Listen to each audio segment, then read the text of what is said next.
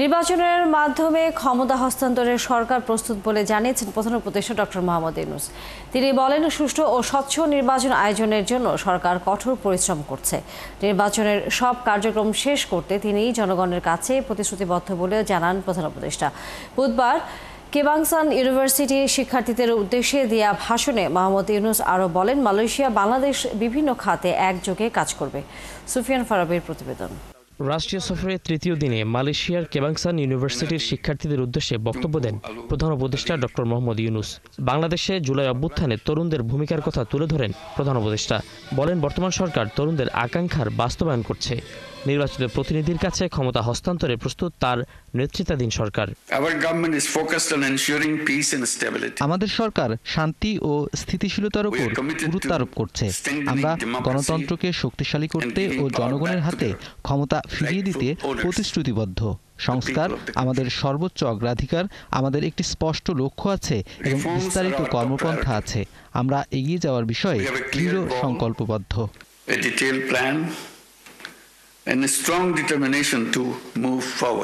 এ সময় বাংলাদেশ ও মালয়েশিয়ার আগামী দিনের সম্পর্ক নিয়ে কথা বলেন প্রধান উপদেষ্টা। জানান, সেমিকন্ডাক্টর, হালাল ইন্ডাস্ট্রি সহ বিভিন্ন সম্ভাবনাময় বিষয়ে একসঙ্গে কাজ করবে দুই দেশ।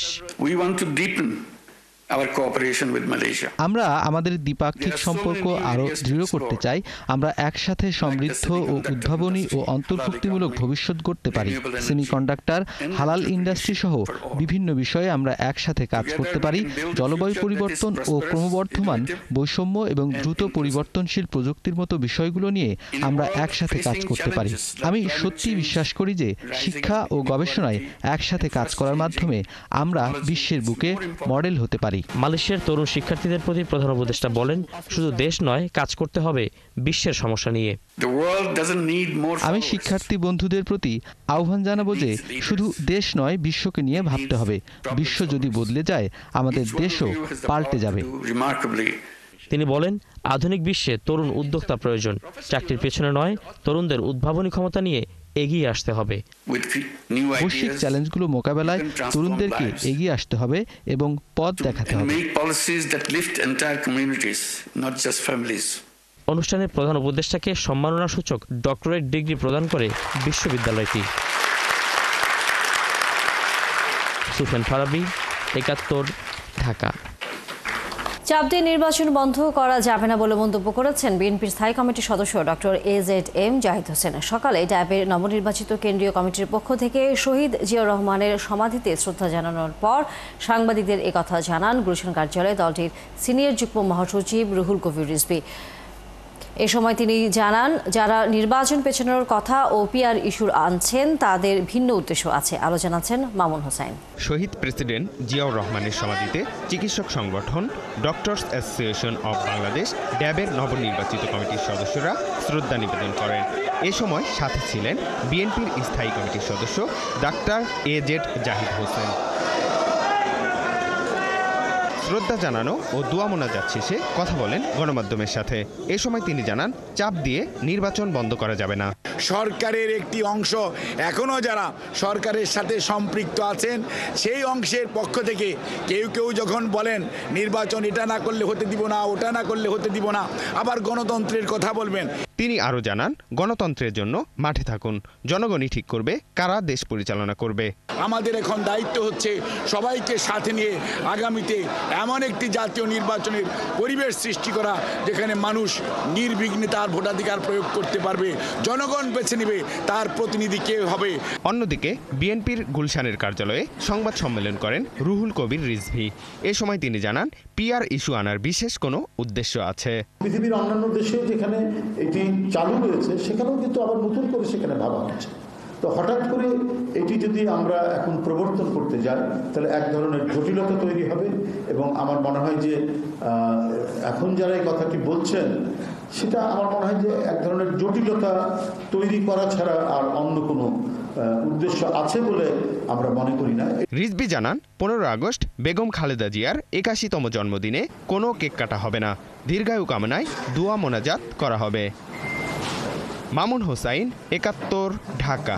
নির্বাচনে কালো টাকার বিস্তার ঠেকাতে অন্তর্বর্তী সরকার সতর্ক আছে বলে জানিয়েছেন অর্থ উপদেষ্টা ডক্টর সালাউদ্দিন আহমেদ। কালো টাকার উৎস বন্ধ করতে সরকার কাজ করছে বলেও জানান তিনি। এজন্য রাজনৈতিক দলগুলো এগিয়ে আসার আহ্বান জানান উপদেষ্টা। বুধবার সচিবালয়ে ইউ পেনশন অ্যাপের উদ্বোধন উপলক্ষে এক সংবাদ সম্মেলনে তিনি এসব কথা বলেন। আগামী ডিসেম্বরে এনবিআর এর 2 বিভাগের কাজ ভিন্ন নামে শুরু হবে বলেও জানান অর্থ উপদেষ্টা। দুইটা জিনিস, একটা উৎসটা আর একটা প্রসেসটা। আমরা চেষ্টা করছি উৎসটা বন্ধ করতে। উৎসটা মোটামুটি কিন্তু এখন ওই লোন যারা নেয়, আগে তো ব্যাংকের মালিক, ইন্ডাস্ট্রির মালিক, টেলিভিশনের মালিক, নিউজ পেপারের মালিক, ফ্ল্যাটের মালিক, সব একজনই, সে ডিসাইড করবে। এখন তো এটা হচ্ছে না, এখন তো একটা মোটামুটি একটু চেক অ্যান্ড ব্যালেন্স কিছু আছে, সত্যি কি করবে। আর পার হওয়ার ব্যাপারে এখন যথেষ্ট করা হচ্ছে এবং দেখি এটা এখন আমাদের সময় আসে না, এটা নির্বাচন কমিশন কীভাবে ইসে করবে, তবে আমরা উই আর ওয়াচিং ইট। ক্ষমতাচ্যুত প্রধানমন্ত্রী শেখ হাসিনা আন্দোলনকারীদের ওপর গুলি চালানোর নির্দেশ দেন, আর তৎকালীন স্বরাষ্ট্রমন্ত্রী আসাদুজ্জামান খান কামাল সর্বোচ্চ বল প্রয়োগের সিদ্ধান্ত নেন।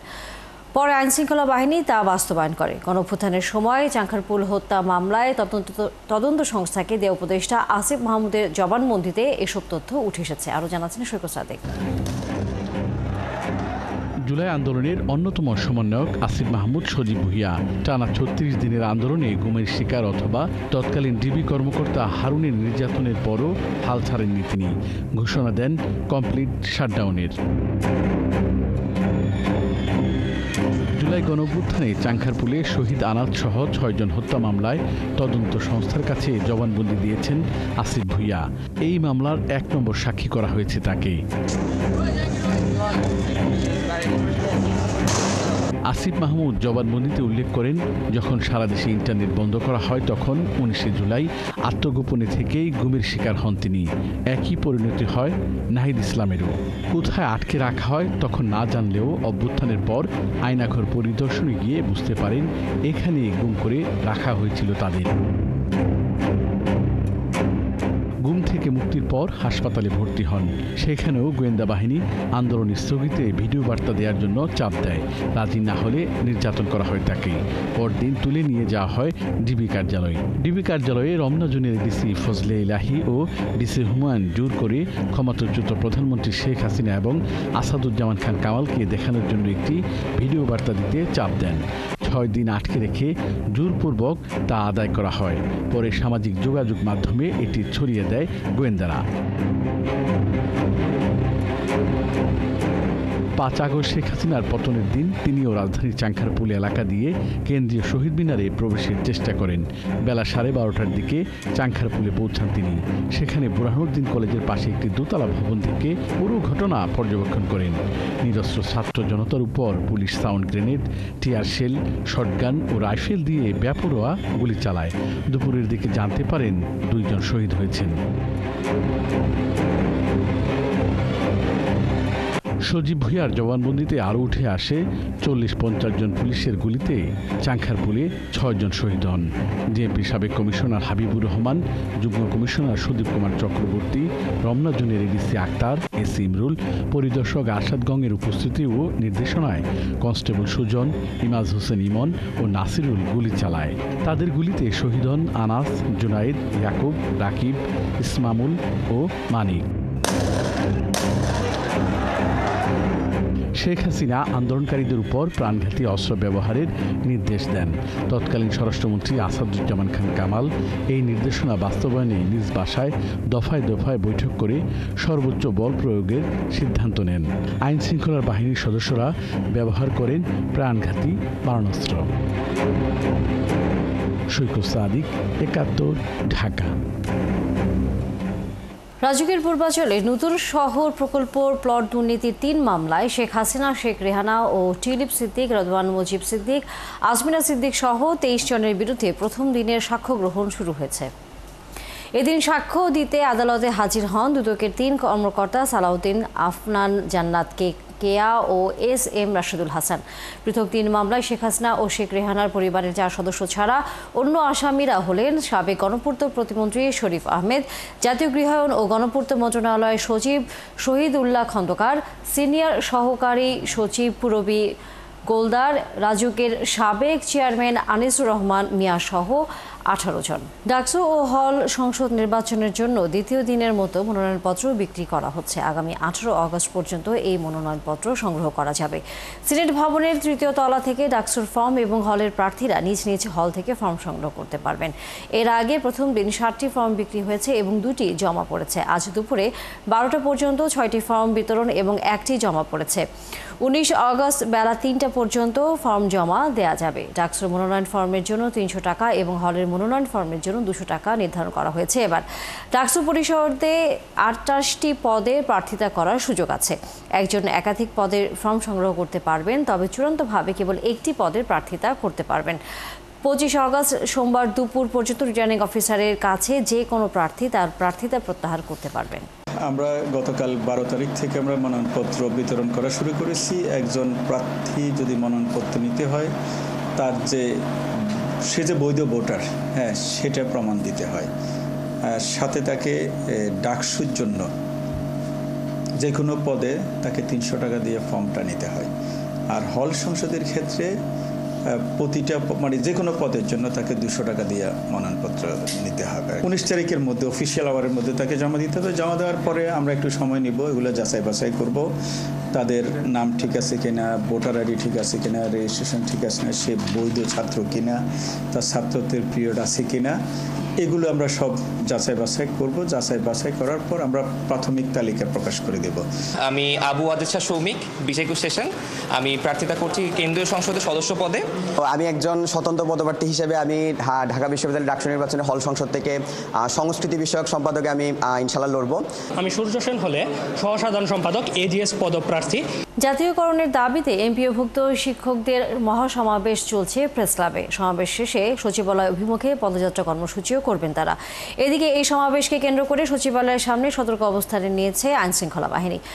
এ বিষয়ে সর্বশেষ খবর জানাতে ইমতিয়াজ সনি যুক্ত হচ্ছেন আমাদের সাথে এই মুহূর্তে। সনি, সেখানকার সর্বশেষ খবর জানাবেন এবং শিক্ষকরা যেহেতু তাদের কর্মসূচির পর পদযাত্রার কর্মসূচির কথা বলেছেন, সেটিকে মাথায় রেখে আইনশৃঙ্খলা পরিস্থিতি আসলে কি দেখছেন সেখানে?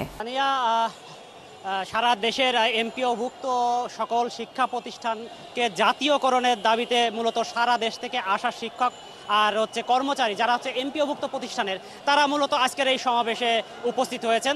সকাল 10:30 থেকেই মূলত এই সমাবেশ শুরু হয়েছে। সারা দেশ থেকে আসা মাদ্রাসা, প্রাইমারি স্কুল ও কারিগরি শিক্ষা প্রতিষ্ঠানের বিভিন্ন সারা দেশ থেকে শিক্ষক ও কর্মচারীরা তারা এই সমাবেশে এসে উপস্থিত হয়েছেন। তাদের দাবি, তারা মূলত সরকারি যেই শিক্ষকরা শিক্ষক এবং তারাও শিক্ষক, তারা সরকারি শিক্ষকদের মতোই বেতন ভাতা সহ বিভিন্ন রকম সুযোগ সুবিধা দাবি করছে। তারা মূলত এই কারণে সকাল থেকেই মূলত এই রোডে যান চলাচল বন্ধ আছে।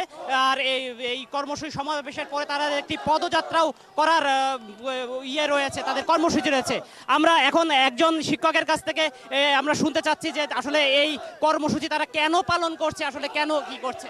দেখুন, অত্যন্ত পরিতাপের বিষয়, দুঃখের বিষয় যে শিক্ষকরা 10% সরকারি ক্যাডার রাখে। 10% ক্যাডার রাখার পরেও আমাদের অবসরকালীন আমাদের ভাতাগুলি দেয় 6 বছর পরে, 5 বছর পরে, 8 বছর, 10 বছর লেগে যায়। ফলে শিক্ষকরা অনাহারে অর্ধাহারে মানবতার জীবনযাপন করে মৃত্যুবরণ করে। অবশেষে টাকা পাইতে শিক্ষকরা চিকিৎসার অভাবে শেষ পর্যন্ত মৃত্যুবরণ করে।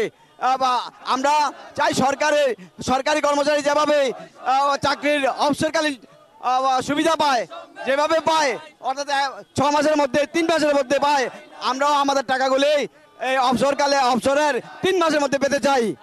এবং যেমনটি শুনছিলেন যে একজন শিক্ষক দাবি করছিলেন যে সরকারি শিক্ষকরা যেমন বেতন ভাতা সহ তাদের বিভিন্ন রকম বাড়ি ভাড়া, মেডিকেল ভাতা সহ বিভিন্ন ভাতা পায়, তারাও তেমনি এই ভাতা দাবি করছেন। এছাড়া সারা দেশব্যাপী তাদের বদলির যে সুযোগ সুবিধা বদলি করার সেইটাও তারা দাবি করছেন এই সমাবেশে।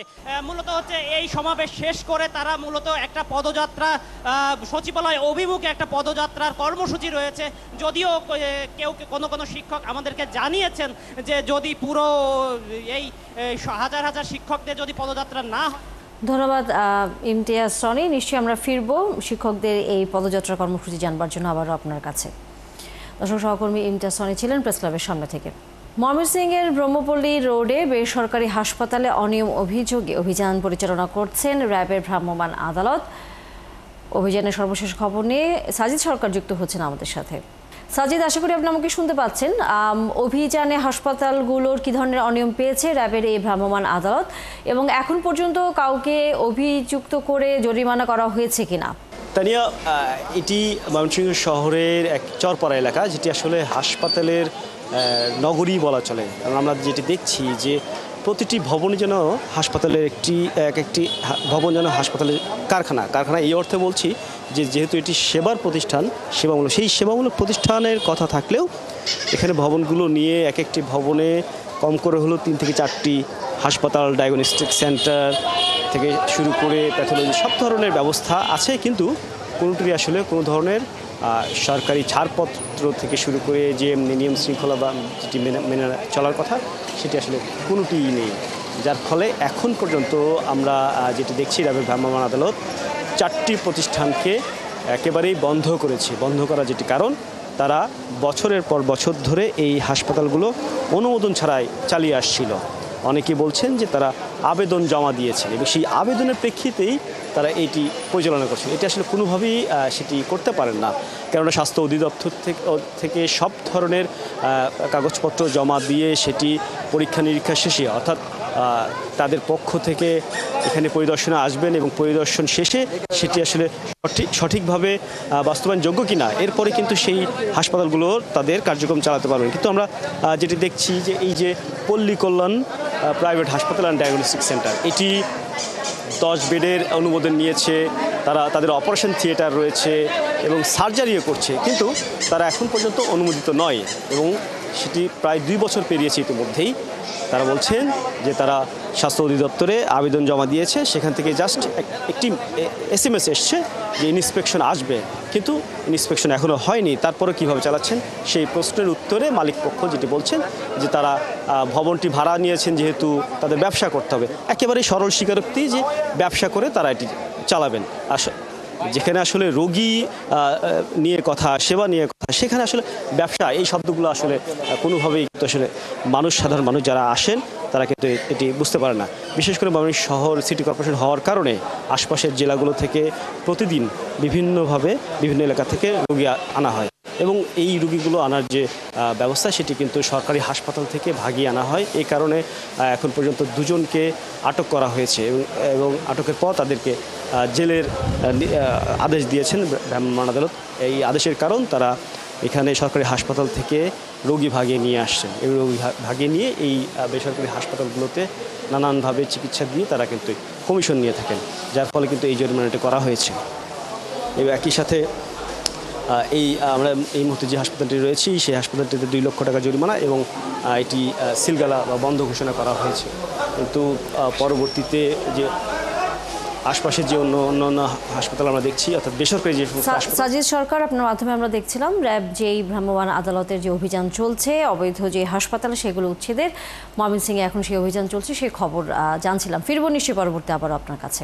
রবীন্দ্র বিশ্ববিদ্যালয়ের স্থায়ী ক্যাম্পাস নির্মাণে উন্নয়ন প্রকল্প প্রস্তাবনা দ্রুত অনুমোদন ও পূর্ণ বাস্তবায়নের দাবিতে সিরাজগঞ্জের উল্লাপাড়ায় রেলপথ ব্লকেট করে রেখেছে শিক্ষার্থীরা। সকাল 9টায় সিরাজগঞ্জের উল্লাপাড়া রেলওয়ে স্টেশনের রেল গেটে তারা এই ব্লকেট কর্মসূচি শুরু করে। এ সময় বিভিন্ন স্লোগান দিতে থাকেন শিক্ষার্থীরা। তারা জানান, প্রতিষ্ঠার 9 বছর পেরিয়ে গেলেও সিরাজগঞ্জের শাহজাদপুরে স্থায়ী ক্যাম্পাস নির্মাণের জন্য ডিপিপি এখনও অনুমোদন হয়নি। দীর্ঘদিন ধরে দাবি জানালেও সাড়া না পাওয়ায় তারা আন্দোলনে নামতে বাধ্য হয়েছেন। গত 26 জুলাই রবীন্দ্র বিশ্ববিদ্যালয় দিবসের কর্মসূচি বর্জনের মধ্য দিয়ে শিক্ষক, শিক্ষার্থী, কর্মকর্তা ও কর্মচারীরা এই দাবি জানিয়ে আন্দোলন শুরু করেন। এ বিষয়ে বিস্তারিত জানাতে আমাদের সাথে যুক্ত হচ্ছেন সহকর্মী ইউসুফ দেওয়ান রাজু। এখন শিক্ষার্থীরা আমরা দেখছি আপনার পেছনে তারা ব্লকেট কর্মসূচি পালন করছেন। সেই কর্মসূচির খবর জানানোর পাশাপাশি এই অবরোধ তুলে নেওয়ার ক্ষেত্রে প্রশাসনের পক্ষ থেকে কেউ যোগাযোগ করেছে কিনা শিক্ষার্থীদের সাথে? হ্যাঁ তানিয়া, আপনি যেমনটা জানেন যে সিরাজগঞ্জে বিশ্বকবি রবীন্দ্রনাথ ঠাকুরের নামে শাহজাদপুরে কিন্তু রবীন্দ্র ইউনিভার্সিটি প্রতিষ্ঠিত হয়েছে। আজ থেকে প্রায় 9 বছর আগে রবীন্দ্র ইউনিভার্সিটি প্রতিষ্ঠা হওয়ার পর থেকে কিন্তু তাদের কোনো নিজস্ব কোনো ক্যাম্পাস নাই। ফলে কিন্তু যারা শিক্ষার্থী রয়েছেন তারা কিন্তু আন্দোলনে নেমেছে স্থায়ী ক্যাম্পাসের দাবিতে। আমি যদি আপনাকে দেখাতে চাই যে আজকে সকাল থেকে কিন্তু সিরাজগঞ্জের উল্লাপাড়ার যে রেলপথ রয়েছে সেই রেলপথে কিন্তু তারা সকাল 9টা থেকে এখন পর্যন্ত কিন্তু তারা এই রেল ব্লকেট কর্মসূচি পালন করছে। তাদের একটা দাবি যে তারা যদি বিশ্ববিদ্যালয়ের স্থায়ী ক্যাম্পাস নির্মাণে ডিপিপি এর যে দ্রুত অনুমোদন এবং পূর্ণ বাস্তবায়নের দাবিতে কিন্তু তারা এই কর্মসূচিতে মাঠে নেমেছে। তারা এমনটা জানিয়েছেন যে এই কর্মসূচি যদি দ্রুত তাদের যদি ডিপিপি দ্রুত বাস্তবায়ন না হয় তাহলে কিন্তু তারা আরো বৃহত্তর কর্মসূচি দিবে এবং সিরাজগঞ্জ টু ঢাকা মার্চ করারও সিদ্ধান্ত নিয়েছে। আমি আন্দোলনরত শিক্ষার্থী যারা রয়েছেন তাদের কাছে আমি জানতে চাবো যে তাদের পরবর্তী কর্মসূচি কি করবেন। তো তাদের পরবর্তী কর্মসূচি কি? আপনারা যে আজকে রেলপথে নেমেছেন এখন পর্যন্ত কোনো আশ্বাস পেয়েছেন কিনা, বা আশ্বাস না পেলে আপনারা আগামী দিনে কি কর্মসূচি নেবেন? আমরা আপাতত কোনো আশ্বাস বা কোনো কিছু পাই নাই। যারা উপদেষ্টা তারা উপর মহলে বসে আছে তারা ভাবে যে আমরা কিছুই না, আমরা বাংলাদেশের কেউ না, আমাদের বিশ্ববিদ্যালয় বাংলাদেশের মধ্যে পড়ে না, তার জন্য তারা কোনো খেয়াল রাখে না, কোনো খোঁজ খবর রাখে না। কিন্তু আমাদের দাবি এখনো আছে, এখনো থাকবে। আমাদের এক দফা এক দাবি যদি তারা মেনে না নেয়, যদি এখনো তাদের কানে এই দাবি না পৌঁছায়, এই জনদুর্ভোগ যদি এখনো না পৌঁছায়, আমরা এর থেকেও আরো বড় জনদুর্ভোগ সৃষ্টি করব এবং এর জন্য দায়ী থাকবে একমাত্র উপদেষ্টা মন্ডলী এবং সরকার। আপনি যেমনটা শুনছিলেন তারা কিন্তু যে স্থায়ী ক্যাম্পাসের জন্য যে তারা আন্দোলন সংগ্রাম করছে সকাল থেকে 9টা থেকে কিন্তু এখন প্রায় 2:30টা বাজে তারা কিন্তু এই কর্মসূচি পালন করাতে কিন্তু দুই প্রান্তে উত্তরাঞ্চলে এবং ঢাকা থেকে যে ট্রেনগুলো এসেছে সেটা হচ্ছে উল্লাপাড়ার মোহনপুর এবং কামারকুণ্ডের জামতলের স্টেশনে কিন্তু অবস্থান করছে। প্রায় 5-7টা কিন্তু ট্রেন আটকে গেছে, ফলে কিন্তু সাধারণ যাত্রীদের কিন্তু চরম ভোগান্তি হচ্ছে। ধন্যবাদ আমাদের সাথে ইউসুফ জাহান রাজু যুক্ত হয়ে সর্বশেষ এই খবর জানানোর জন্য। ডেঙ্গু চিকিৎসায় সঠিক হাসপাতাল নির্ণয় করতে না পারলে খরচের পরিমাণ কয়েক গুণ বেড়ে যেতে পারে। এতে ভোগান্তি বাড়ে নিম্ন ও মধ্যবিত্ত পরিবারগুলো। আইইডিসিআর বলছে কয়েক বছরের চিকিৎসা অভিজ্ঞতায় ডেঙ্গুর মৃত্যুর হার কমেছে, আর সক্ষমতা বাড়ানোর কারণে বেসরকারির বদলে সরকারি হাসপাতালে চিকিৎসার পরামর্শ প্রতিষ্ঠানটির। আরও জানাচ্ছেন মেহেদী হাসান। দেশে সরকারি কোনো শিশু বিশেষায়িত হাসপাতাল না থাকায় স্বায়ত্তশাসিত এই হাসপাতাল বছর জুড়ে হিমশিম অবস্থা বিরাজ করে। আর যদি কোনো বিশেষ রোগের প্রাদুর্ভাব মুহূর্ত হয় সেই সময় এই হাসপাতালে রোগীদের ভোগান্তি কয়েক গুণ বেড়ে যায়। ডেঙ্গুর এই মুহূর্তে শিশুদের চিকিৎসা নিশ্চিতে আলাদা ওয়ার্ড করেছে হাসপাতালটি। তবে বেসরকারি নয়, স্বায়ত্তশাসিত প্রতিষ্ঠান হওয়ায় চিকিৎসা খরচে কিছুটা স্বস্তি রোগীদের। শ্বাসকষ্ট, আবার পেশাবের সমস্যা, আবার কিডনির সমস্যা, প্রস্রাবে ইনফেকশন হয়েছে, রক্তে ইনফেকশন হয়েছে। প্রথমে জ্বর উঠছে, জ্বর উঠার পরে সারা রাত্র শরীর চুলকাইছে। এরপরই নাম আসে মহাখালী কোভিড ডেডিকেটেড হাসপাতালের। এই হাসপাতালটি তৈরি করা হয়েছে বছরের বিশেষ কোনো রোগের চিকিৎসার জন্য। কর্তৃপক্ষ বলছে দেশে একমাত্র সুলভ মূল্যে সকল সেবা মিলছে এই প্রতিষ্ঠানে। অন্তত 1000 বেডের সক্ষমতা ও 200-র মতো এইচডিইউ ও আইসিইউ সুবিধা আছে এই হাসপাতালে। রোগীর কিছু অ্যালার্ম সিমটম আছে, যেমন তীব্র মাথা ব্যথা অথবা অনেক লুজ মোশন হচ্ছে, তারপরে বমি হচ্ছে, তাহলে দেরি করবেন না, আপনার নিকটস্থ যে কোনো হাসপাতাল, যে কোনো ডাক্তারের কাছে আপনি যান। আইইডিসিআর বলছে ডেঙ্গু চিকিৎসা এখন অনেকটাই চিকিৎসকদের নিয়ন্ত্রণে চলে এসছে। তাই রোগী বেশি শনাক্ত হলেও মৃত্যুর তালিকা কম থাকছে। তবে চিকিৎসা খরচ কমাতে বেসরকারি ক্লিনিকে না গিয়ে ঢাকার সরকারি হাসপাতালগুলোতে যাওয়ার পরামর্শ দিচ্ছেন এই চিকিৎসক। যখনই আসলে জ্বরটা আসছে তখন থেকেই পুরা পেশেন্টকে ডক্টরের শরণাপন্ন হওয়া এবং একজন ফিজিশিয়ানের আন্ডারে থাকা, তার পরামর্শ অনুযায়ী চলা, এই জিনিসগুলোতে কিছুটা গ্যাপ থেকে যাচ্ছে। বেসরকারি হাসপাতালে ডেঙ্গু চিকিৎসায় আইসিইউ ছাড়া 5-6 দিনে খরচ হতে পারে 60 থেকে 70 হাজার টাকা। মেহেদী হাসান, 71, ঢাকা। চলছে সংবাদ সংযোগ। সরাসরি সংবাদ অনুষ্ঠান দেখতে থাকুন 71 ফেসবুক পেজে এবং সাবস্ক্রাইব করুন 71 ইউটিউব চ্যানেল। থাকুন 71-এর সাথে।